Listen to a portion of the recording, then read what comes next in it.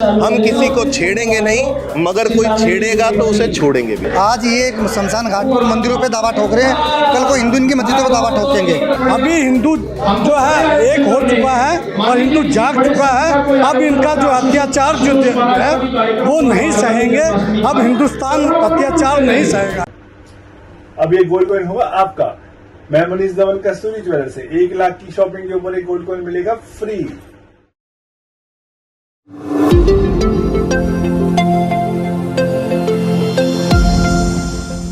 ये जो उनके मन में विचार आता है ना, ये विचार भी खत्म हो जाएगा। इस बात को अगर चिंता करना चाहते हैं अपने में। दूसरी बात मैं कहना चाहता हूं कि बड़ा अच्छा एक सुझाव आया कि हमें भी ऐसी कोई रूपरेखा बनानी चाहिए कि हम यहाँ पर किसी ना किसी माध्यम से हफ्ते में रेगुलर तरीके पे यहाँ इकट्ठे हो। तो मैं कहता हूँ, देखिए हम जितने भी लोग यहाँ बैठे हैं, बाकी किसी दिन जाए ना जाए, मगर मंगलवार को हम हनुमान जी के माथा टेकने जरूर जाते हैं, हनुमान चालीसा का पाठ जरूर करते हैं। तो मैं तो संस्था के अध्यक्ष जी से ऐसा निवेदन करूंगा, अगर कोई ऐसी योजना हो सकती है कि हर मंगलवार आधा घंटा, 15 मिनट, 1 घंटा एक हनुमान चालीसा का पाठ यहाँ भी हुआ करे और हम सब अपने कितने भी बिजी शेड्यूल हो, 15 मिनट अपने परिवार के साथ, अपने साथ यहाँ पर 15 मिनट को हनुमान चालीसा का पाठ करने आया करें। उस चीज का हम ध्यान दें। मैं इन्हीं 2 बातों को आपके बीच में रखना चाहता हूं और मैं फिर आपको बोलना चाहता हूं कि आज के बाद याद रखिएगा, अगर कोई पूछे कि मैं कौन, तो ये नहीं बोलना मैं पंडित, मैं जाट, मैं ब्राह्मण, मैं शर्मा। क्या बोलना है? मैं कौन? हिंदू। मैं कौन? हिंदू। इतनी सी आवाज से कैसे पता लगेगा आप कौन? दोनों हाथ उठाकर पूरी ताकत से बोलना है, मैं कौन? हिंदू। मैं कौन? तो मिले जैसे मिले वैसे ही ने हर तरीके से टिट को टेट तड़पाना शुरू करो। जब ये रुकेंगे, जब इनके साथ आपकी होगी, जब इनके साथ वो व्यवहार होगा, तो ये समझ में आएगा कि तुम्हारे साथ क्या बढ़ सकती है अगर तुमने ये हरकत करी तो। और सभी भाई ज्यादा से ज्यादा एडवांस से एडवांस शस्त्र रखे। भाई हमारे बहुत से हिंदू घरों में लाठी भी नहीं पाती, लेकिन शस्त्र रखो। भाई क्या पता कहाँ किस मोड़ पे ज्यादा फंस जाए। ठीक है, तो भाई जिस भाई को तलवार चाहिए हो तो तलवार के लिए मुझसे संपर्क कर सकता है और ज्यादा अपना जुगाड़ लगा के कैसे भी शस्त्र रखो और इसको ऐसा पेश कर दो नजीर कि भाई इस बात का बोर्ड की आखिरी निर्णायक लड़ाई हो जाए आपका बोर्ड के साथ। जय श्री राम, हर महादेव। नमस्कार, मैं हूँ ऐश्वर्या और आप देख रहे हैं टाइम इंडिया टीवी नेटवर्क। इस वक्त हम मौजूद हैं मंगलापुरी की उस सड़क पे जहाँ पे एक और तो शमशान घाट है, साथ ही दूसरी और कब्रिस्तान है। अभी हम मौजूद हैं शमशान घाट के अंदर, जिसको अंतिम मोक्ष द्वार भी बोला जाता है। यहाँ पे वक्फ बोर्ड ने बहुत बड़ा मुद्दा उठाया है, जिसको उन्होंने बोला है कि इस शमशान घाट में उनकी ज़मीन है और उन्होंने दावा किया है ये ज़मीन उनकी है। पर आज हिंदू समाज के सभी नेता, वरिष्ठ लोग और बहुत सारे कारता हिंदू समुदाय के पहुँचे हैं। एक बैठक की गई है, जैसा आप हमारे पीछे देख सकते हैं। सभी हिंदू समाज के यहाँ पे लोग आए हैं, जिन्होंने कहा है कि ये ज़मीन उनकी है और ये जो जगह है शमशान घाट की, जो कि आखिरी द्वार माना जाता है, ये इनका ही रहेगा। चाहे जो करना है वक्फ बोर्ड को कर ले, ये यहाँ से नहीं हटेंगे। साथ ही हिंदू समुदायों के लोगों का बोलना है कि RTI वो भी लगाएंगे सामने स्थित मस्जिद पे, कब्रिस्तान पे। अब देखते हैं इसने क्या कहा, आइए आपको सुनवाते हैं। आप हमें थोड़ा बताएंगे आज ये मीटिंग किस बारे में की गई है? यहाँ कुछ लोगों ने आकर बताया कि वक्फ बोर्ड वाले इस ज़मीन को, शमशान की ज़मीन को अपनी ज़मीन बता रहे हैं और वो बोल रहे हैं कि प्राचीन समय में वक्फ की संपत्ति थी। तो जैसे ही बात लोगों को पता चली, सब लोग यहाँ इकट्ठा हो गए और अब सब लोग मिल कर के इस बारे में चर्चा कर रहे हैं कि कानूनी रूप से इसका क्या समाधान निकाल सकते हैं। अभी तक किसी को कोई नोटिस नहीं आया है, कागजी रूप से कोई कार्रवाई अभी किसी संज्ञान में नहीं आई है, लेकिन सब लोगों की मिलकर के एक ही राय है कि अगर ऐसा कोई मामला होता है तो कानूनी रूप से हम इस लड़ाई को लड़ेंगे और इस प्रकार के किसी भी प्रयास को विफल करने के लिए जहाँ भी जिस तरह पर लड़ाई लड़नी होगी वो लड़ेंगे और इस तरह के किसी प्रयास में किसी को सफल नहीं होंगे। देखिए, मैं तो ये कहूँगा, ये जो विषय है हमारे से ज़्यादा समाज के सोचने का विषय है। आप देखिए, अब फिर हम अपनी बात रखेंगे तो इसमें राजनीतिक विषय आ जाएंगे।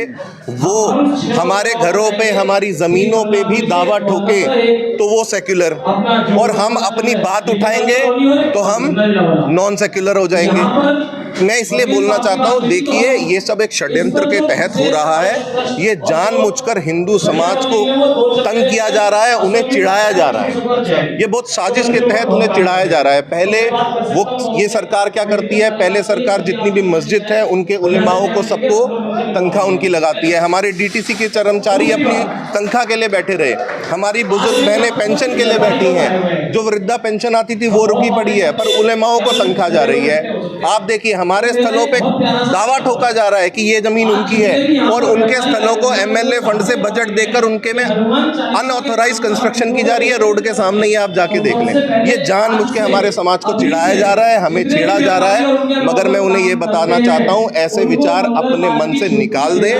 हम एक प्रोग्रेसिव समाज से बिलोंग करते हैं, हम लोग उन्नति की तरफ देखना चाहते हैं, एकता की तरफ देखना चाहते हैं, तो हम किसी को छेड़ते नहीं हैं। मगर ये भी बताना चाहता हूँ, हम किसी को छेड़ेंगे नहीं, मगर कोई छेड़ेगा तो उसे छोड़ेंगे भी नहीं। सर, आज की जो ये बैठक हुई है इसमें सभी हिंदू समुदाय के लोग आए हैं, उसमें क्या समाधान निकलेगा?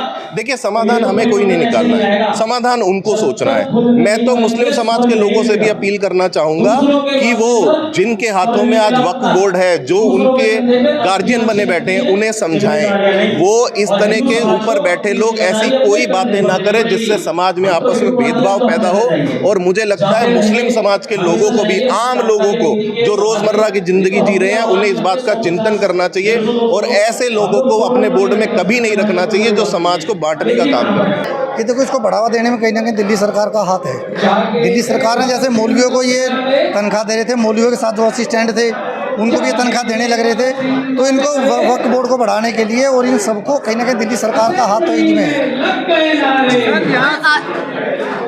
और आज जो सर मीटिंग हुई है, आपको क्या लगता है सब हिंदू एकता हमारे लिए कितनी ज़रूरी है? हिंदू जाग गया है। अगर ऐसी ही हरकतें करेंगे, हिंदू जाग गया है। आज ये शमशान घाट पर मंदिरों पे दावा ठोक रहे हैं, कल को हिंदू इनकी मस्जिदों पे दावा ठोकेंगे। नोट कर लो, मेरी बात नोट कर लो। सर, अभी लोगों ने बोला है कि वो भी आरटीआई करेंगे कब्रिस्तान पे, मस्जिद पे, क्या आप उसमें सहमत? हम करेंगे। अगर वो हमारे घर की तरफ देखेंगे, हमारे मंदिर की तरफ देखेंगे, हमारी शमशान घाट की तरफ देखेंगे, तो हम भी उनकी तरफ देखेंगे, हम भी उनके मस्जिदों पे, हम भी उनके कब्रिस्तान पर आरटीआई लगाएंगे। वक्फ बोर्ड का जो दावा है वो सही नहीं है, क्योंकि ये गांव की जमीन थी। और पहली बात तो यह है, जब विभाजन हुआ था देश का, उस समय जो है इनको पाकिस्तान दे दिया गया था, तो यहाँ पर जमीन तो इनकी थी नहीं कोई। ये तो काम खाई है जो कांग्रेस ने जो नीति अपनाई है, उसके तहत जो है इन्होंने वक्फ बोर्ड को पावर दे दी। उस पावर का इन्होंने मिसयूज किया है, जिसकी वजह से जो है किसी भी ज़मीन के ऊपर ये वक्फ बोर्ड अपना दावा ठोक देता है, ये जो कि गलत है। अभी हिंदू जो है एक हो चुका है और हिंदू जाग चुका है। अब इनका जो अत्याचार जो है वो नहीं सहेंगे, अब हिंदुस्तान अत्याचार नहीं सहेगा। आज की बैठक में आप देख रहे हो, वक्फ बोर्ड ने शमशान घाट पर हमारे मंदिर पे ना कब्जे के लिए बोला हुआ कि ये हमारी जगह है। हमारे सभी संगठन, हिंदू धर्म के संगठन सब इकट्ठे हुए हैं और सबने एक आवाज़ से कहा कि ये बहुत पुरानी ज़मीन है और यहीं के लोगों की ज़मीन है और इसका विरोध प्रकट कर रहे हैं। अगर उनके अंडर में था तो यहाँ शमशान घाट बना क्यों? ये उस समय क्यों नहीं आए रोकने के लिए? आज जब यहाँ पे कई सालों से इस शमशान भूमि पे हिंदू समाज आता है और अंतिम यात्रा जो होती है उसको पूरी तरह से यहाँ पे वो लोग आके अपना करते हैं, तब जाके वक्फ को आज याद आ रहा है कि ये ज़मीन उनकी है। ये वक्फ बोर्ड भारतवर्ष में केवल अराजकता फैलाने के लिए इस तरह की चीज़ें कर रहे हैं, ज़बरदस्ती क्लेम कर रहे हैं हमारे मंदिरों पे, हमारे शमशान घाटों पे, लोगों की प्राइवेट ज़मीनों पे, गाँव में। ये केवल अराजकता फैलाने के लिए और कुछ नहीं। ये जानते हैं कि ऐसा करेंगे तो देश में गृहयुद्ध की स्थिति बनेगी, क्योंकि हिंदू अपनी ज़मीन को बचाने के लिए आगे आएगा, तब ये लोग बोलेंगे देखो हिंदू आक्रामक होकर हमसे लड़ रहा है। तो इसीलिए मेरा बस एक ही निवेदन है भारत सरकार से कि वो तुरंत वक्फ बोर्ड को खारिज करे और जितनी भी ज़मीनें वक्फ ने अपने पास हथिया लिया है भूमाफिया के रूप में, वो सारी इनसे खाली करवाई जाए। की आवश्यकता है, क्योंकि जब देश 1947 में धर्म के आधार पर बट गया, हिंदू मुसलमान के आधार, भाई धर्म का आधार क्या है? हिंदू मुस्लिम। जब हिंदू मुसलमान के नाम पर ये देश बट गया तो जो भारत में रह गए, यानी कि हिंदुओं का स्थान है तो हिंदुस्तान, यहाँ पर ही क्यों इनको वक्फ बोर्ड बनाने दिया? यहाँ पर ही इनको क्यों पार्टियां बनाने दी मुस्लिमों के नाम पर? पाकिस्तान में हिंदुओं को दे रखा है क्या इन्होंने कुछ? बांग्लादेश में हिंदुओं को दे रखा है क्या कुछ? जब बांग्लादेश और पाकिस्तान में हिंदुओं को कुछ नहीं दे रखा तो यहाँ मुसलमानों का क्या काम? कोई वक्फ बोर्ड नहीं होना चाहिए, सबको खत्म करना चाहिए। अब ये गोल्ड कॉइन होगा आपका। मैं मनीष दमन कस्तूरी ज्वेलर्स से 1 लाख की शॉपिंग के ऊपर एक गोल्ड कॉइन मिलेगा फ्री।